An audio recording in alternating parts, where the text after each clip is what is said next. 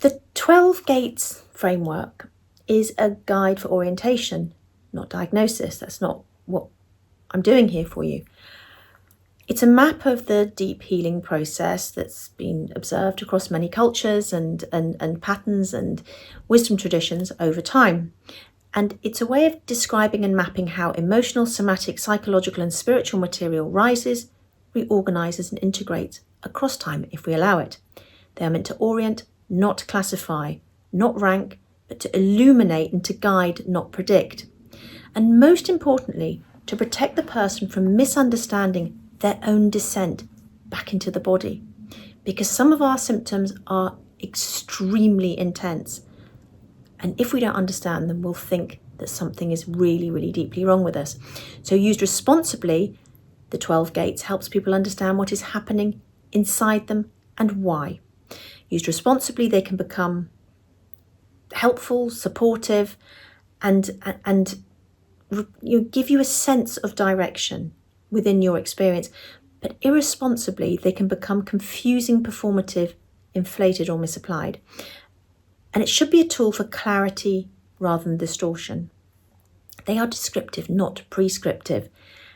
And the gates describe how the psyche tend to unfold in conditions of safety, presence, allowing, emotional thaw, somatic release, individuation, and of course, all happening by returning to the body, doing all of the things we talk about here on this channel.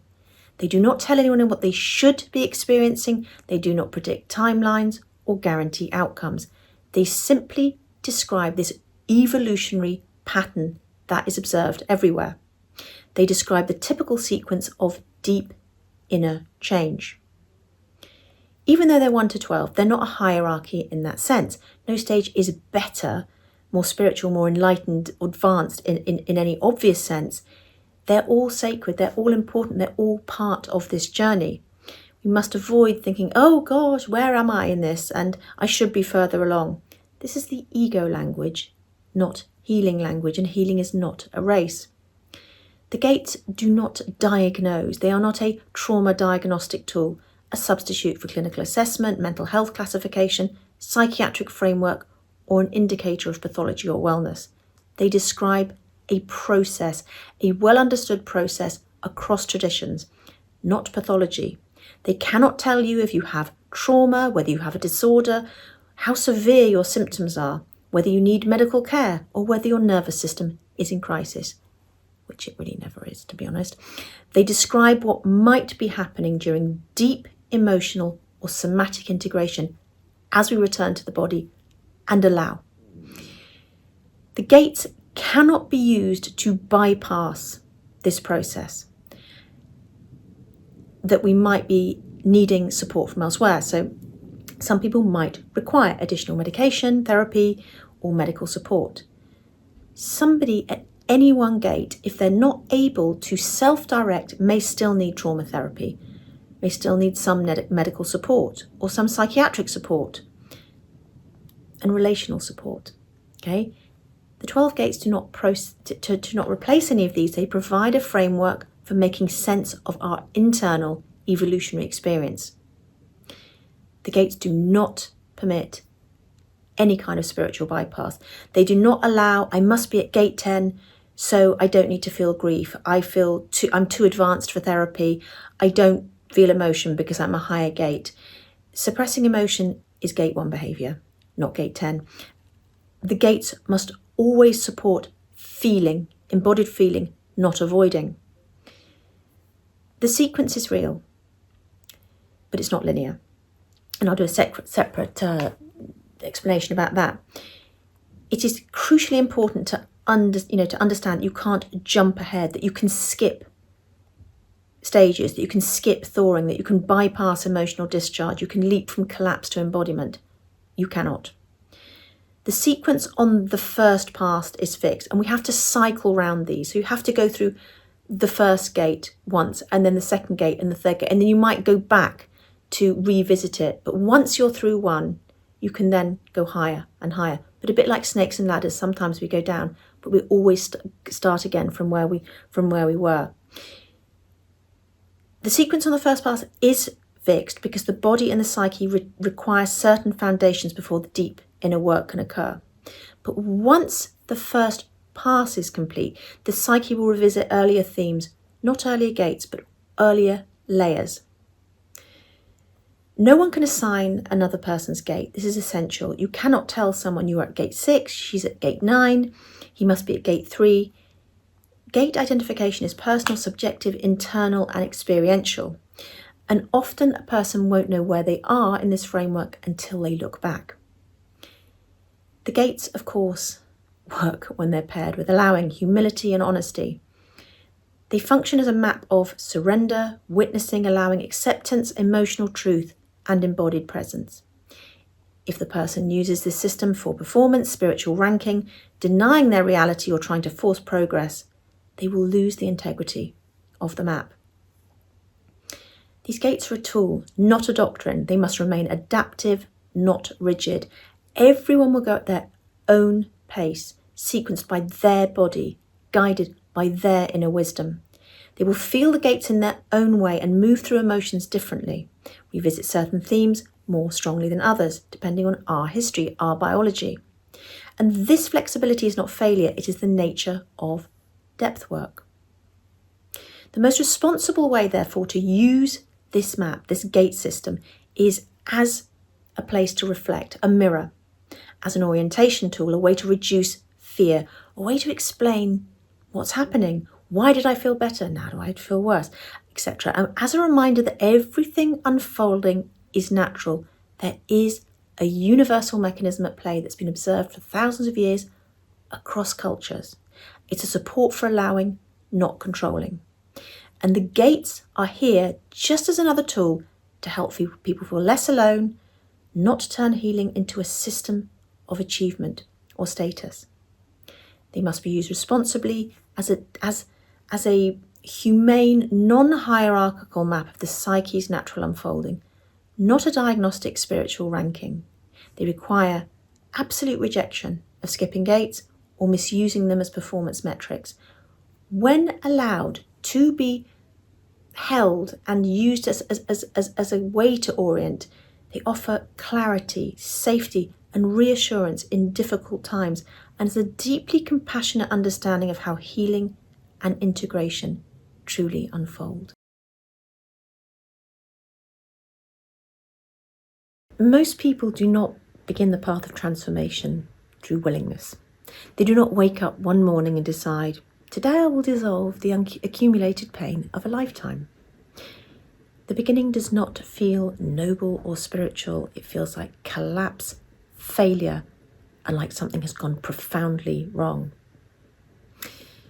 This is gate 1, and this is the moment the body just says, no more. Not metaphorically, physiologically, emotionally, and neurobiologically. Because what has been backed up, what has been held, is just now at capacity. We're full. And this gate 1 in this 12-gate architecture, is the first rupture. The moment when the system can no longer compensate, suppress, contain what it's been holding for years or decades. And this is the gate that almost everyone thinks is the problem. In truth, it's the beginning of your healing. It's the beginning of the solution. So what does gate 1 feel like? The sort of sudden, overwhelming fatigue, panic that doesn't match external reality, digestive instability, muscular tension, racing thoughts, insomnia, just the complete dysregulation, often starting low down in the body. Overwhelm, just the inability to push through anymore. Loss of control, loss of resilience, every sort of coping mechanism has failed. It's not that your body's breaking down, it's protesting. It's not playing ball anymore with the falsehood of the life you've been living. Overusing our body, disconnected from self, disconnected from instinct. And it's the moment the nervous system refuses to maintain an unstable state for a moment longer. so it can protect you, so we don't go on and burn ourselves into the ground. So people often think I'm falling apart, my stress levels don't match my symptoms, I'm completely at capacity, I'm overwhelmed, nothing is wrong, yet everything is wrong, I should feel fine, my body's betrayed me, I just can't push through anymore. And in reality, this is just this exquisite system protecting you from actually doing yourself any further harm. Gate 1 is, let's look at the physiology of it. Gate 1 is triggered when the system enters allostatic overload. Allostasis is the body's ability to adapt to stress. Gate 1 appears when the body's adaptive mechanisms reach their physiological limit. The bucket is full, the shadow is full, the body is full, the nervous system is full, holding this unprocessed stuff, charge, survival instinct, shadow material. And this triggers chronic sympathetic arousal, dysregulation, prolonged survival states, dysautonomia, cortisol and adrenaline imbalance, vagal withdrawal, tightening of the gut, muscular guarding, bracing, decreased prefrontal control, so we just feel offline, foggy, heightened limbic reactivity, amygdala hijack, just, on a hair trigger, disturbed sleep-wake cycles, reduced digestive capacity, sensory sensitivity to everything. It's not failure, it's the body trying to prevent burnout. It's forcing you to withdraw from being overloaded anymore. And when the body hits this threshold, it stops allowing you to keep operating from survival mode because we've been borrowing, often for decades. It is the hard no, it forces a halt. Gate 1 is that line in the sand. So the emotional body in Gate 1 is marked by a rise of irritability, despair, hopelessness, fear, confusion, sadness, emotional reactivity, being labile, and often emotional numbness. But this is not emotion being fully felt. It's emotion breaking through the walls, desperately now trying to outlet everything that's been repressed and unfelt. It's trying to force the corrective that way. We've been holding the balance this way, not feeling, and it's just forcing it the other way. Gate 1 contains the tremors of long suppressed feeling. The emotional body is beginning to stir like a creature waking up from the dark. Not fully awake yet, not yet ready to be felt or recognised, but no longer contained. The psychological landscape of Gate 1 is often misunderstood as burnout, anxiety disorder, depression, chronic illness, existential crisis, adrenal exhaustion, pathological panic. And while these labels describe symptoms, they don't remotely even capture the deeper movement. The ego's strategies are beginning to collapse and the body is reclaiming authority. Gate 1 shatters the myth that you can think your way out, you can control your way out, you can push your way through, you can override the body externally. This gate reveals the gap between the mind's narrative and the body's truth. And the body, by the way, always wins. Nature always wins. So why does Gate 1, this collapse, this point, this line in the sand, this no more, happen when it happens? It does not appear randomly. It appears when the system is completely saturated, nervous system saturated. The backlog is full. It's held too much for too long. We are at the peak. The survival system can't take any more. Dissociation has reached its threshold. We have disconnected from our own lives to such an extent. Protective strategies are exhausted. Coping mechanisms are exhausted. The body senses that the current identity cannot sustain the load, and the unconscious begins to press upward as a corrective, as healing. And in Jungian terms, Gate 1 is the eruption of the unconscious through the somatic layer. In trauma terms, it's the beginning of thaw. And in polyvagal terms, it's the sympathetic overdrive with dorsal collapse approaching. In somatic terms, it is the rupture before release. Gate 1 happens because something deeper, more authentic, wants to live. Most people reach this gate after years of suppressing their needs, overriding emotional signals, maintaining chronic tension, managing life from the neck up, perfectionism, people-pleasing, hyper-independence, chronic vigilance, performance, maintaining peace externally whilst collapsing internally. And these strategies were once necessary. They protected you when you were younger, but they have become unsustainable. Gate 1 is the moment they stop working. This is absolutely terrifying to the ego. It feels like failure, loss of control. To the deeper self, Gate 1 is the opening.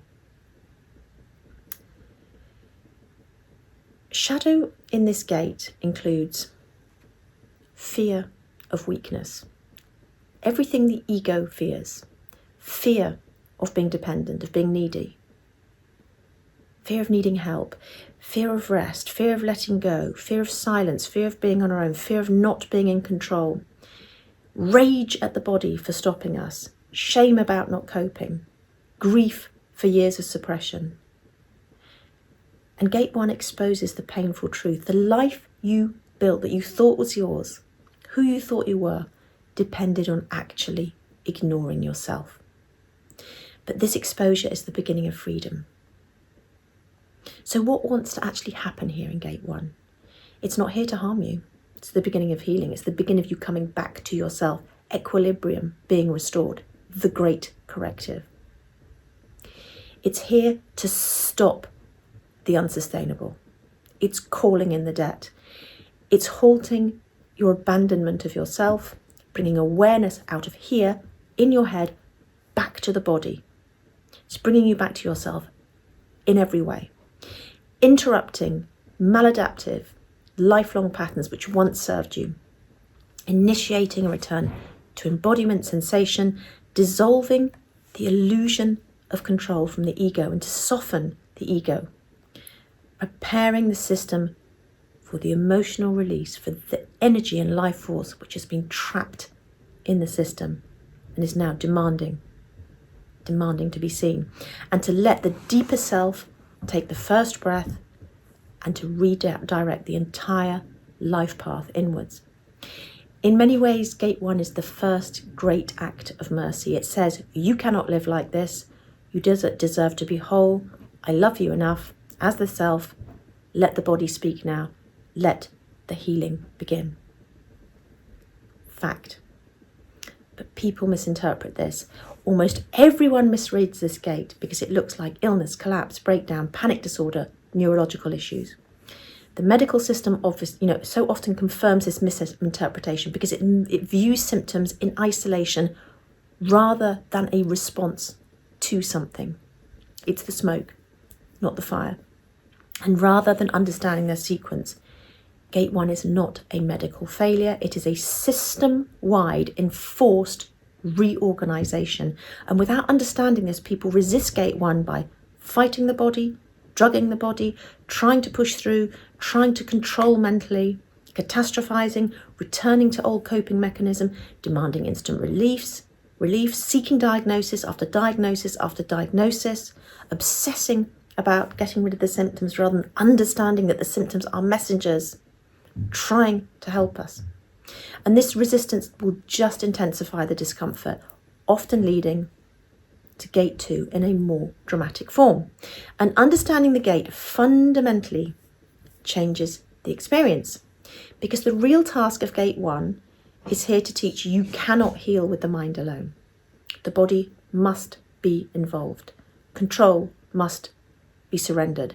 Pushing must stop. Listening must begin wordlessly. You are not weak, you are saturated. You're not suffering from a sensitized nervous system or dysregulation that needs calming. You are full of survival energy, and your nervous system is holding it until you allow it to discharge. The body is not betraying you, it is protecting you and now trying to update you. Collapse is not failure. It is interruption of this old way, which is going to damage you if it didn't do an intervention. The task of gate 1 is to simply stop, listen, be in the body, feel the first gentle signals, reconnect to your embodied state, and let the body have a voice again. That's all. So how to know if you're in gate 1? Well, if your normal coping strategies suddenly stop working, small stressors create big reactions, the body feels loud for the first time, you cannot push through fatigue. Anxiety feels intensified and out of proportion. You experience burnout level symptoms. Your sleep becomes fragile. You feel overwhelmed by daily tasks. You fluctuate between anxiety and numbness. You feel disconnected from yourself, uninspired by life. You feel close to breaking. You sense the old way of living is ending. Your mind fears losing control, and your body feels like it's refusing to continue. If this resonates with you, you're not regressing, you're not falling apart, you're not failing. You are entering this stage of healing back to yourself, this path back to wholeness. Gate 1 of 12 gates. So how do you support yourself here?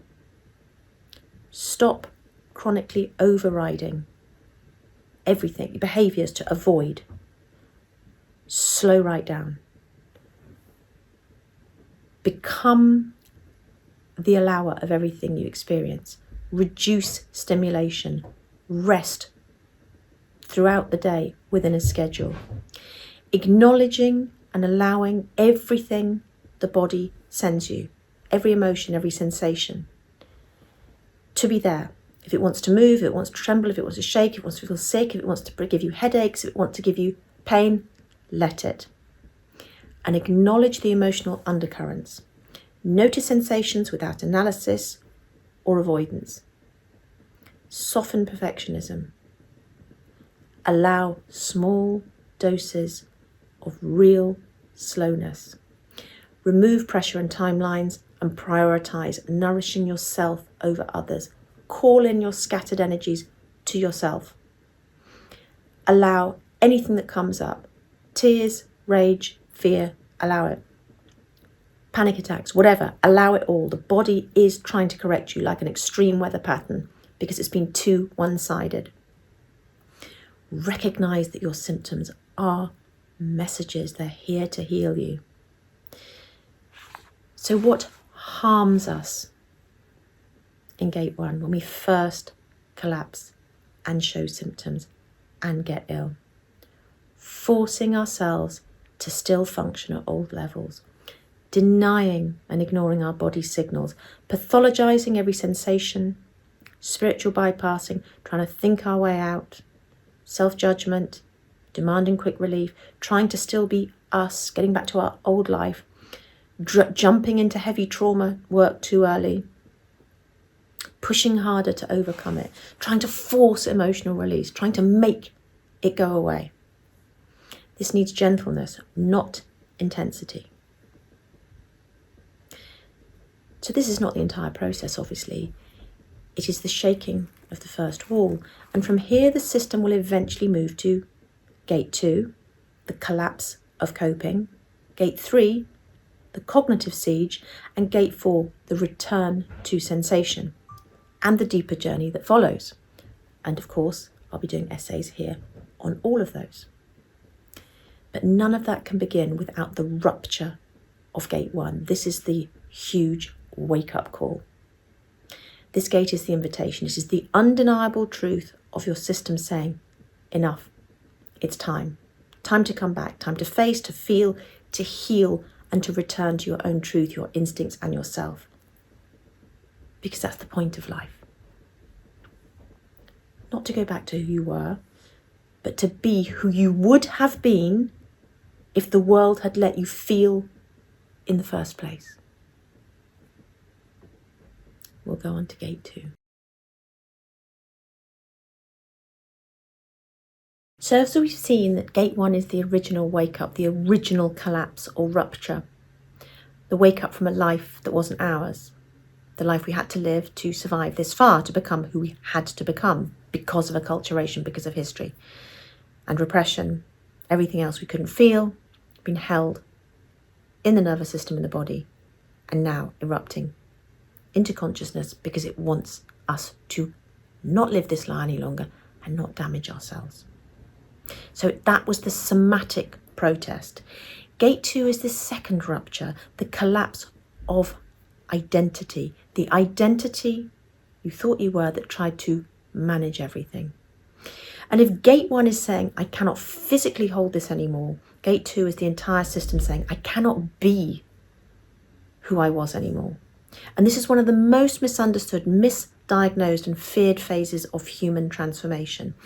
It's the stage where old coping mechanisms stop working, where the body no longer responds to force, willpower, or pushing through, where the strategies that kept you alive, perfectionism, people-pleasing, any kind of compulsions, overthinking, doing, achieving, distracting, all lose their power. It feels like collapse. It's not collapse, it is the dissolution of the full self. Even the things you used to like will be taken away from you. And Jung would say this is the projections being withdrawn. To put all that energy within to update and support healing.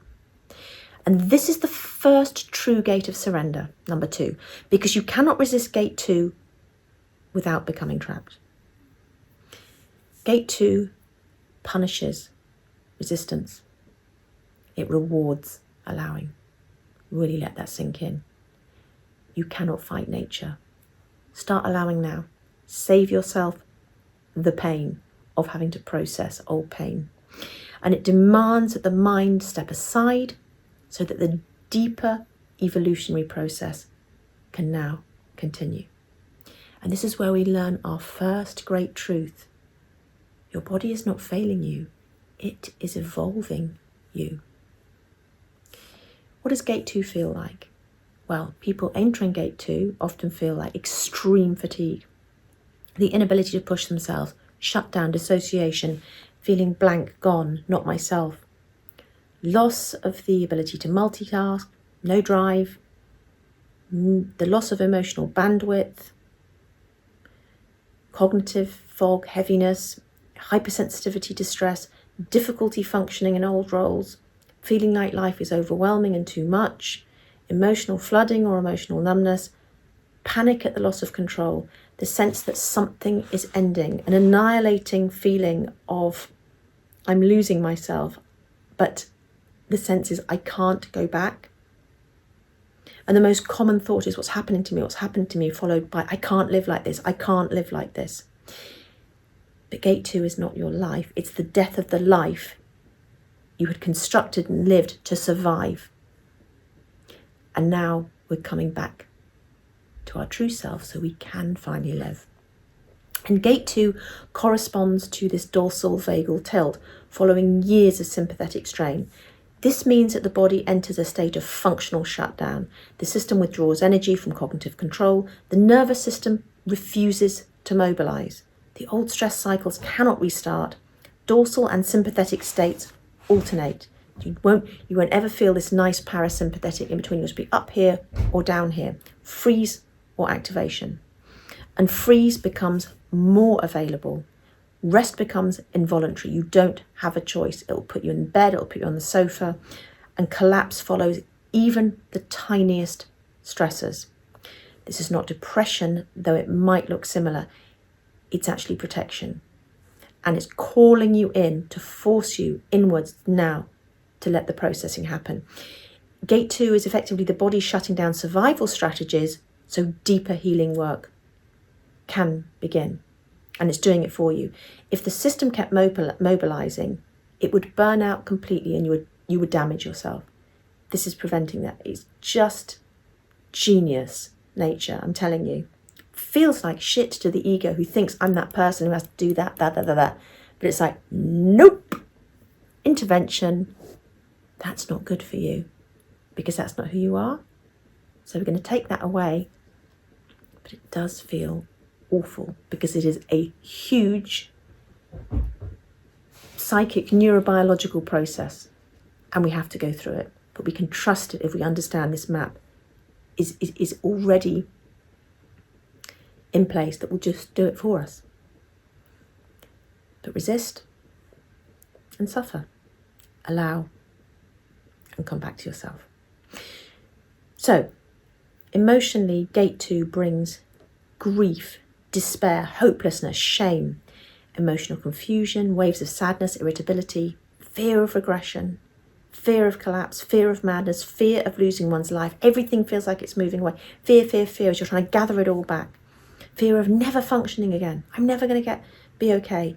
These emotions are not random. They are the emotional contents that the old identity suppressed to survive. And when a coping style collapses, the emotions that were held back finally appear, often decades later than when they were first issued. And gate 2 reveals the sadness you never expressed, the anger you never allowed, the exhaustion you never admitted to, the loneliness you never voiced, the fear you never acknowledged. It's the moment when the body begins to thaw, and the thawing can feel like dying, but it is the beginning of living. I promise you. What's the psychological landscape here? Well, psychologically it feels like ego destabilization. We've lost the center of I, who we think I am. Loss of the constructed personality, the inability to hold the old identity, the collapse in self-image, the inability to pretend anymore, breakdowns of our roles. We can't do our jobs, we can't take the same roles in our families, we can't look after the elderly parents, do that, smile at the neighbours, do whatever. It's all taken away. We can have an existential crisis and confusion about who am I even. And the ego will desperately try and scrabble back to that old identity because it needs a working model of who we are. But it's just waiting for the update if we surrender, allow it to come online. Because gate 2 is not the death of you, it is the death of the false you, the protector self, the performing self, the coping self, the controlling self, the pleasing and masking self. It is not you. And gate 2 dissolves the identity you built to survive so that you can be who you truly are had you not had to build this false self because of your history, because of society. And this identity cannot go forward into the deeper gates, this old identity. It has to be done. It has to be dropped here. And so some people can stay in this gate for years if they're still fighting, because you have to complete. It's a bit like a computer game. You have to complete each level before you automatically up to the next. So this old coping mechanism, who you think you are, must be dissolved compassionately, incredibly painfully, but completely. And this is why gate 2 feels like dying. And people will often at this point have thoughts of, I can't go on, I feel like I'm dying, I want, really sort of thoughts of wanting to die. That's really the ego, and it's normal. And there are other videos on this. It is normal. It is normal because the ego is confused, and you are dying to the self that has lived without you. That's what's actually happening. So why resistance intensifies gate 2 and why allowing softens it. Gate 2 is the first place where resistance starts to become really painful. If we try and fight it, override it, power through, go back to functioning, force yourself to be productive, deny the body's shut down, still try and avoid, pretending everything's fine, still performing her, makes all the symptoms worse. Why? Because gate 2 is the collapse of coping. And everything you've been is one huge coping mechanism. You cannot use coping to get out of the collapse of coping.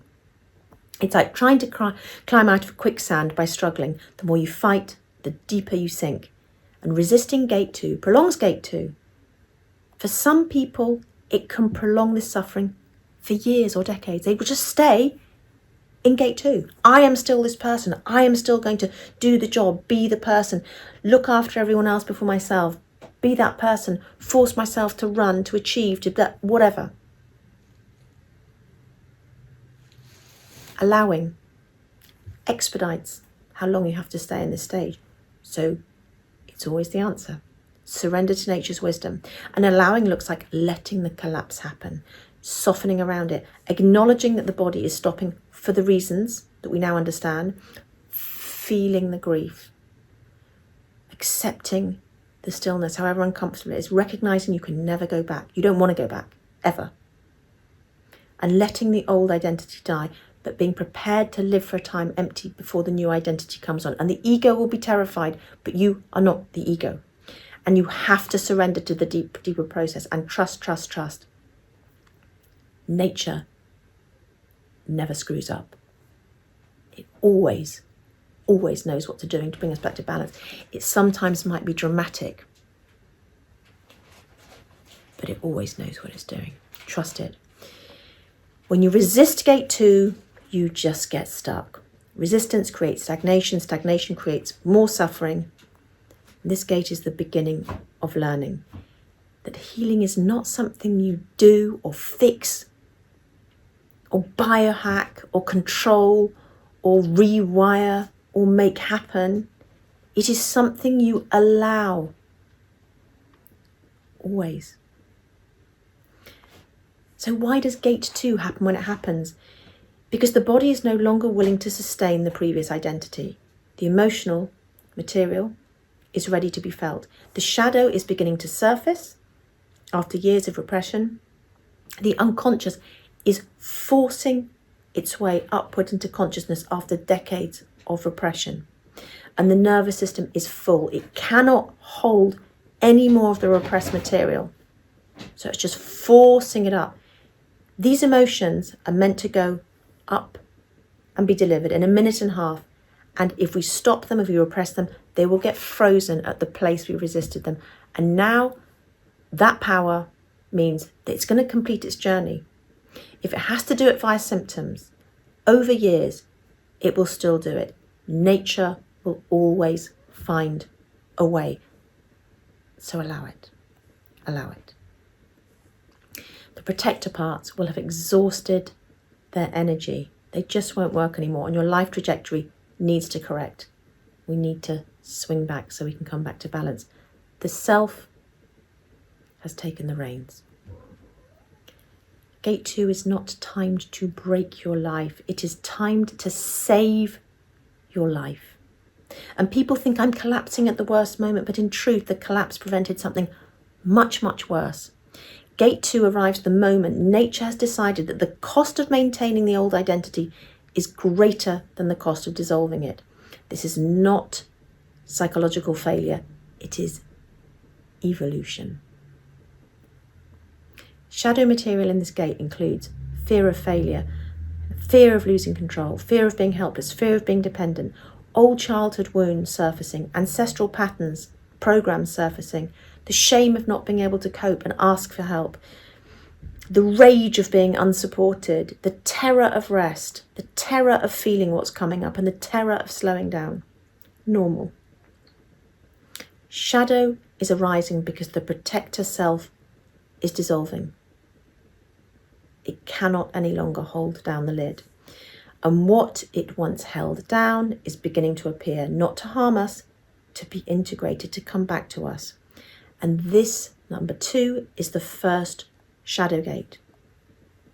So what wants to happen in gate 2? Well, this is where it's trying to dissolve the identity, return us to our emotional truth, our instinct, to force rest, to force presence, to force embodiment, to force honesty, surrender, and stillness, and make space for deeper layers to emerge, to stop the lie that you're fine, to interrupt your lifelong abandonment of yourself.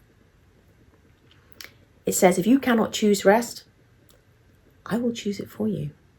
And it's how the nervous system initiates this evolutionary process. So how do you know you're in gate 2? Well, you feel that you just can't carry on pretending. You feel that this pushing through and being fine and I'll get back to myself is no longer viable. you feel that your functioning has just dropped. You're unable to maintain your old life. You're experiencing collapse after the small stressors, anything. You cannot mobilize energy. You feel emotionally raw and exposed, blank, numb, shut down, fluctuate between panic and complete annihilating exhaustion, cannot maintain performance, feel like your identity is dissolving, feel like you are stripped bare, feel an inner stop that you can't push through, and deeply within inside you know you can never go back. You dread continuing as you were, and you really can feel the ground shifting under you. It is unmistakable once you understand it. So how do we support ourselves? Schedule, deep rest, honest slowing down, allowing tears, allowing shutdown, allowing fear, reducing life load dramatically, removing pressure wherever possible, choosing ourselves over others, putting yourself first, having quiet life, quiet interiors, reducing stimulation. No more in there. Getting off the Google, getting off the screens, having it only for small periods of times, noticing sensations gently, being in the body, learning to allow, learning to go within, re-engaging with gentle movement where appropriate, allowing naps, keeping life super simple, and not having to manage relationships, just let them shift naturally. Speaking the truth of your limits and your boundaries. Conversely, what harms and perpetuates? Pushing, forcing, pretending, overworking, self-criticism, medical catastrophizing, spiritual bypassing, trying to continue avoiding, trying to snap out of it, comparing yourself to your old self, demanding productivity, ignoring your body, shaming your collapse. Gate 2 needs permission. All of it needs allowing. Permission to collapse, permission to rest, permission to do nothing, permission to lie on the sofa crying and weeping, permission to just stop being who you were. This is the gate of surrender. What is the evolutionary meaning of this if we're looking at this whole thing as a teleological part of the evolution of human consciousness and human experience? Gate 2 feels like the lowest point, the most frightening, the most destabilizing, but in reality it is a hinge point where this evolution really is beginning. Because human consciousness does not evolve through comfort, it evolves through crisis, breakdown, stillness, shadow, and descent. The return to everything we've avoided, including ourselves. It's the moment your system stops trying to protect you from yourself and begins to deliver you back to yourself.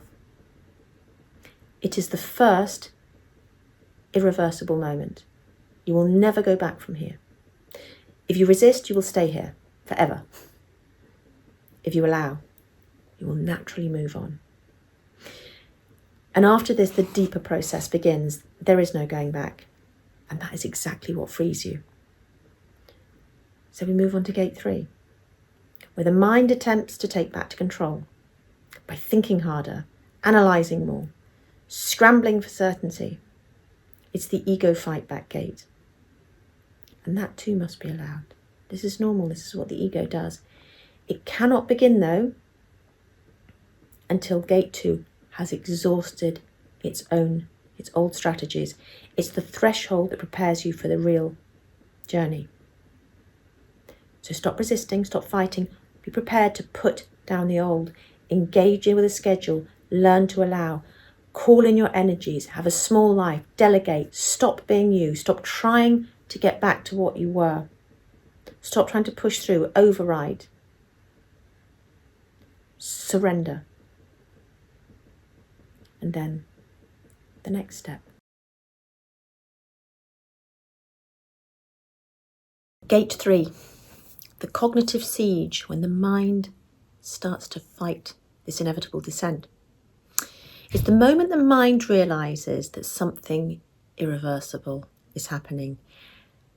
At this point, gate 1, the somatic protest, the collapse, Gate 2, the collapse of coping. We can no longer push through and effort through, have destabilized our survival identity, which of course is what we were ultimately before this.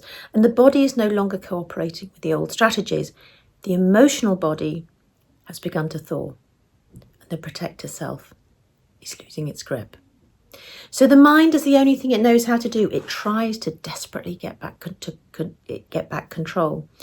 And it's gate 3 is the ego's last stand.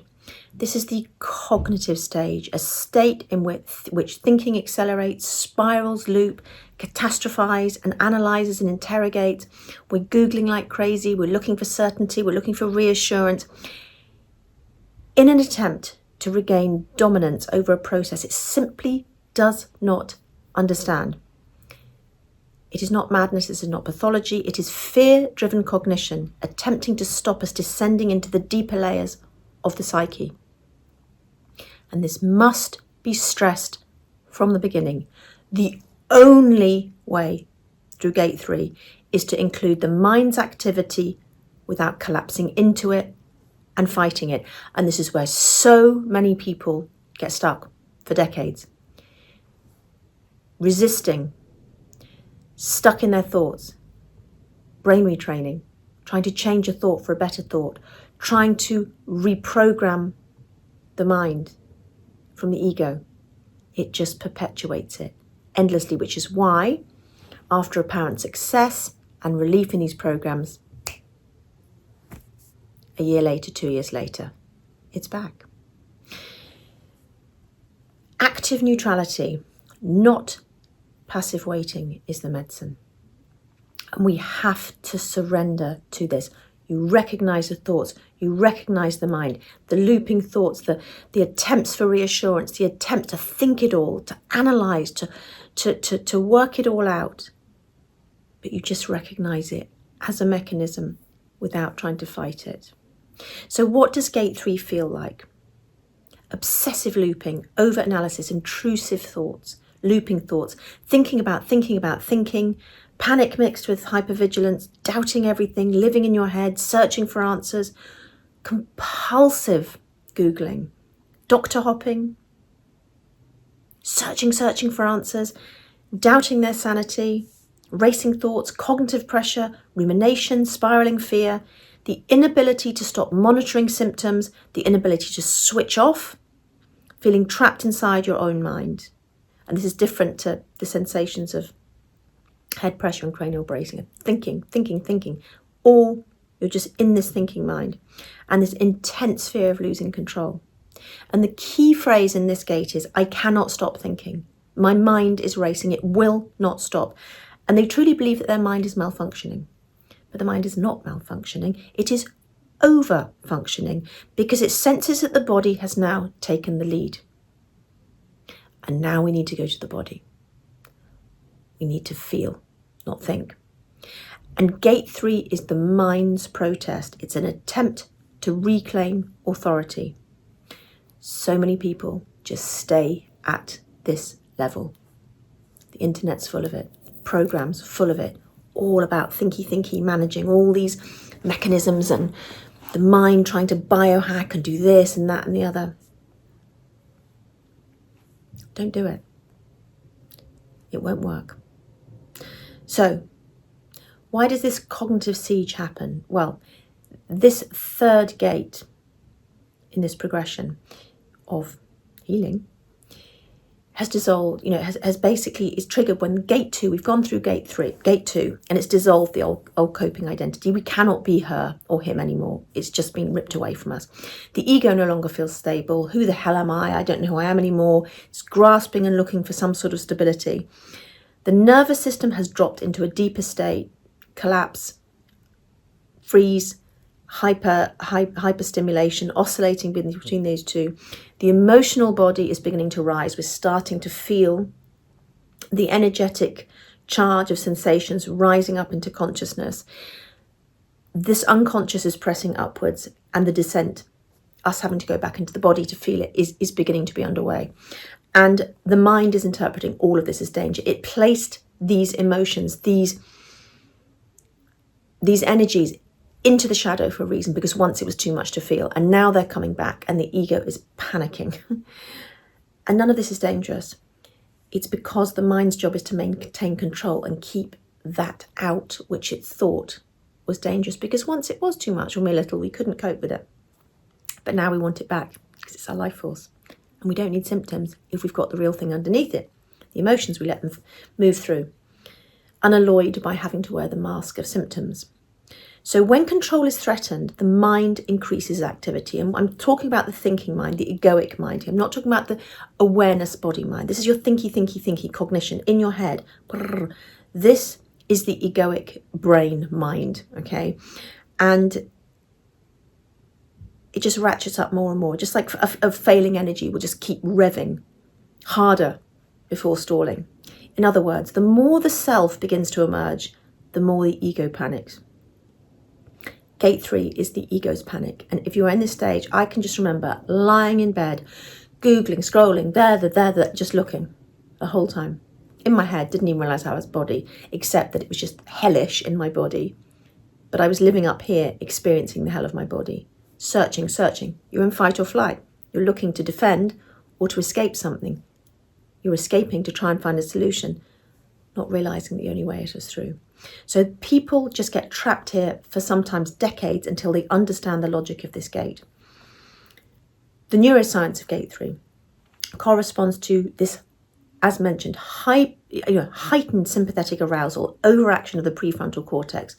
Up here, limbic reactivity, you're just on a trigger, like fearing and activated all the time. The amygdala firing over and over, reduced vagal tone, cognitive hypervigilance, decreased interoceptive tolerance, can't be in the body, fear of embodiment, just cannot be still, cannot be in the body, fear of going into the body, of descending into the body.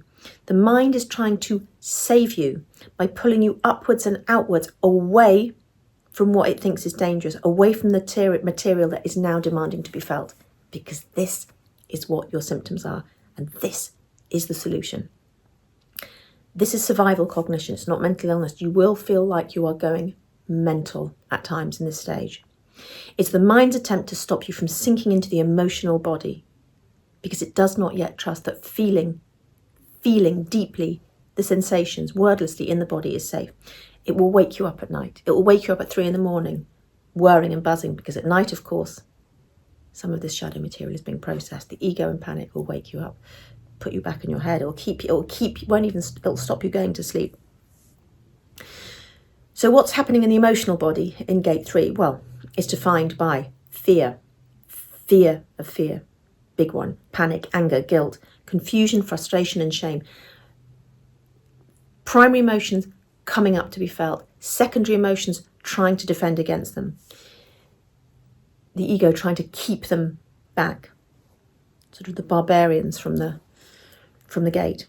But the emotions are not the problem. The problem is that the mind is trying to manage and fix and control emotions cognitively. Emotions are to be felt, not to be perceived and mentalized. And this, of course, is creating a split. Emotion rising, mind panicking and resisting, body tightening, emotion and energy escalating even more, because it's trying to finish its journey. And this is the true battle royale, gate 3, between mind and body. The body now wants us to descend back to flipping well, feel and let all this stuff that's been held in the nervous system and the body, the fascia, all of this out. And it can only be done when we become re-embodied. And the mind wants to run away from it, up into the head, and to ascend. And this is why gate 3 is so exhausting. 2 internal forces moving in opposite directions, constantly fighting. The psychological landscape of this stage. This is the point at which most people will say, I'm going mad. I'm going mad, I'm losing control, I can't trust my mind, my thoughts are dangerous, you'll be having the most disgusting thoughts, I can't stop overthinking, something's wrong with me, I must be broken. None of this is true. Gate 3 is not madness, it's mind overactivation. It is the final stage of ego defense before surrender becomes possible. The ego believes, if I think hard enough, I can stop this from happening. It cannot. And that's the point. And gate 3 exists to exhaust the ego's attempt at control. And many, many, many of you will be here in this stage. I urge you to really understand, to allow those thoughts and to allow the descent back into the body. To get underneath what those thoughts are trying to defend. And the flavour of the thoughts will always tell you. Go back to the body and let this process naturally unfold. Resistance obviously just makes this worse. And this gate, gate 3, is the most sensitive to resistance. Anything you do to suppress thoughts, to control thoughts, to argue with thoughts, to negotiate with thoughts, to try and change your thoughts with a better thought, to swash them away or, swat them away or replace them, redirect them, to analyse them, to solve the thoughts, to reassure yourself with the thoughts, to monitor the thoughts, to think your way out, to distract yourself away from the thoughts, to fight the thoughts, intensifies the spiral. Why? Because the mind interprets resistance as confirmation that something dangerous is happening. Down there. Oh my God, stay up here where it's safe. The alarm's on. And this increases fear, this increases thoughts. Thoughts increase fear. This is the secondary emotional thought loop that just goes round and round and round and keeps you in your head away from your body, because of course secondary emotions don't live in the body, they live in the mind. That's the anxiety. That's the defense. This is the depression. This is the resistance. And this is where people get stuck for years and years and years in this self-amplifying loop. The only way through gate 3 is active neutrality and inclusion. And this is where allowing is utterly essential. You cannot suppress cognitive panic. You cannot think your way through cognitive panic. You cannot wait out cognitive panic. But you can do something revolutionary. Let the mind do exactly what it's doing. Leave it be, without resisting it, believing it, or engaging with it. Just like watching a crazy storm. And this is what breaks the thought. Notice it. If necessary, just name it. Mind activity. That's it. Don't argue, don't follow, don't fix, don't analyse, don't try and reassure it, don't try and escape it, don't try and spiritually override it or change it for a better thought or swat it away, or just simply witness it. Let them pass through your awareness. How do you know you've got a busy mind? Because there's something beyond the busy mind. Step back, allow it, realise it's old, the old ego patterns finally coming to an end, and come to the body. Be in the body. So this is not passive. This takes unbelievable amounts of active allowing to do. To be the space within which these thoughts appear and to find them in the body and just let them be there. And this is the only thing that lets us get to the next level, gate 4, that is allowing gate 3 to complete. And this is where, we have to work with this anxiety by allowing it all, because people are stuck in their heads often for years and years and years and years. So why does this inclusion work? And I don't mean like we're attaching to it. It's just like, if it can be there, it signals safety. It reduces fear. It softens limbic activation. It retrains the ego to say, it's not that much of a problem if she's not doing anything about it. It allows the nervous system to drop down. It stops the cognitive spiral. It allows the survival energy to complete bit by bit, and it permits the descent to continue. The mind's panic is not meant to be stopped. It is meant to be witnessed. It is meant to be allowed. And once witnessed, the mind realises there's no danger. I don't have to fight. I don't have to do anything here. And the system shifts.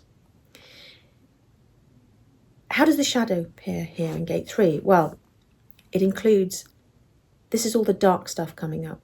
Fear of insanity. You will think you are losing your mind. Pretty much everybody I know, including myself, that I just thought I'm going to end up in psychiatric hospital. There's no possible way I can have this going on in my head, these intrusive thoughts pecking away. There must be something wrong with me. Fear of completely losing it, of losing control, losing your identity. Fear of surrender, fear of stillness, fear of uncertainty, fear of emotion, fear of embodiment, fear of dissent, perfectionism, need to understand everything, needing for reassurance, needing guarantees, certainty. And this is where it appears. Let it be there. This is the ego. This is not you. And the ego must confront that it cannot continue to lead. This is a self-led process. Nature, self-led, natural process. This confrontation is terrifying to the ego, but utterly liberating for the self. So what wants to happen in gate 3? Well, it's here to exhaust mental control. The ego is tired. You can tell it's tired. And this is the point where if we're doing some of the exercise we do, parts work, if we're recognizing the voice of the ego or the self, you can tell it's quite ready to give up and roll over at this point. The old identity begins to soften. It's not like, it's a bit like, okay, it's not so defensive. And we start to break cognitive dominance, and it opens the doorway to the body to return, to prepare to return to sensation, which is the next stage, and to destabilize old fear pathways, dismantle hypervigilance, weaken the cognitive guard, to not always be thinking and managing and controlling, to make space for emotional release, to shift authority away from the cognitive mind into the body mind of awareness. Gate 3 is not punishing you, it's actually preparing you. It's the gate where the mind learns for the first time, you cannot lead this process. You must allow it and follow it. And this is the beginning of the true surrender. How to know when you're in gate 3? You cannot stop your looping thoughts. Your mind feels like it's so loud. You have constant catastrophizing, dominating, catastrophic thoughts. Thoughts feel intrusive, uncontrollable. Thinking feels fast, urgent, pressured, chaotic. You feel this desperate need to find answers, to Google, to get reassurance from anyone.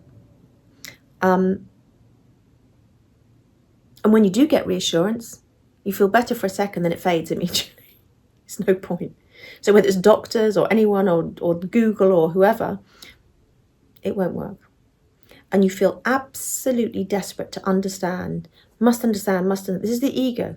This is the thinking mind. Your body feels left behind. It's not even in the picture. Fear will spike during this stillness. You feel trapped in your head and you cannot drop into the body. Just straight up to the head.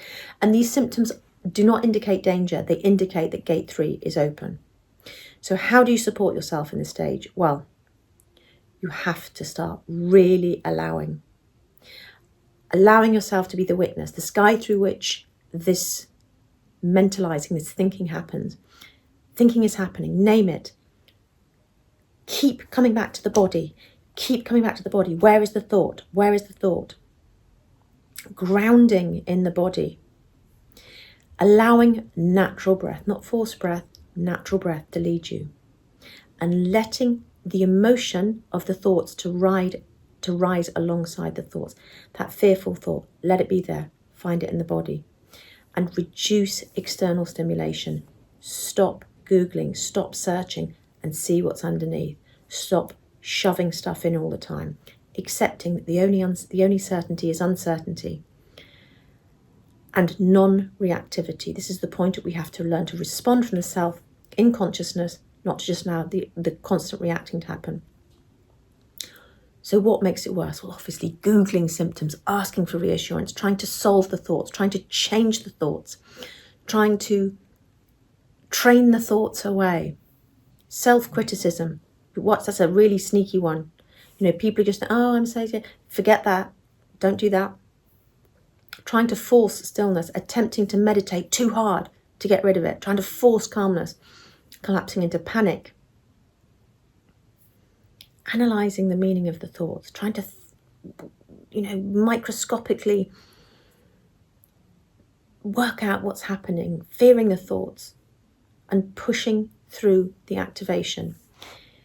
Gate 3 requires a specific kind of allowing. Let the mind be active. Allow the mind to go bonkers until it exhausts itself, like a Duracell bunny or a toddler who's had too much sugar.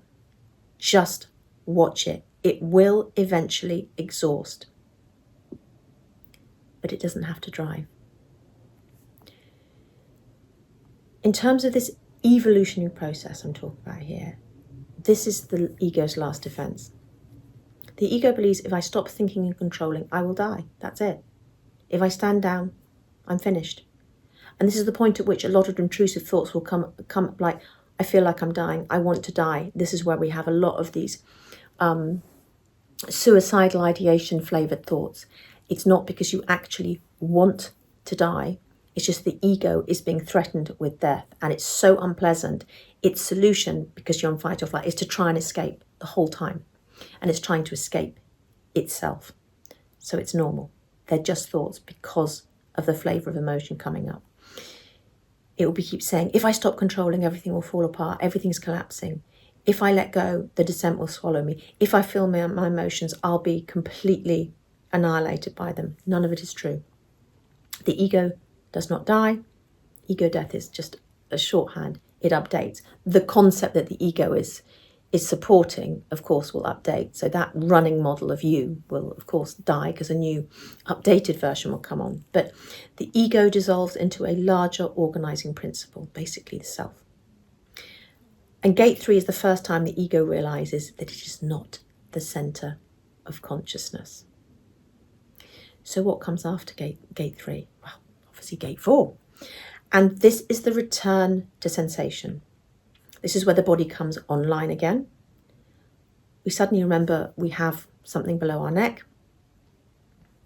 We allow sensation to return, where people start to feel the emotional body and the subtle body, and where the descent becomes unmistakable.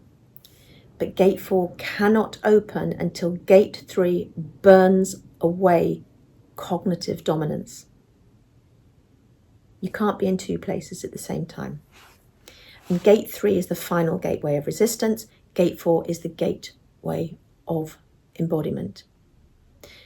And this is where we are finally entering the descent.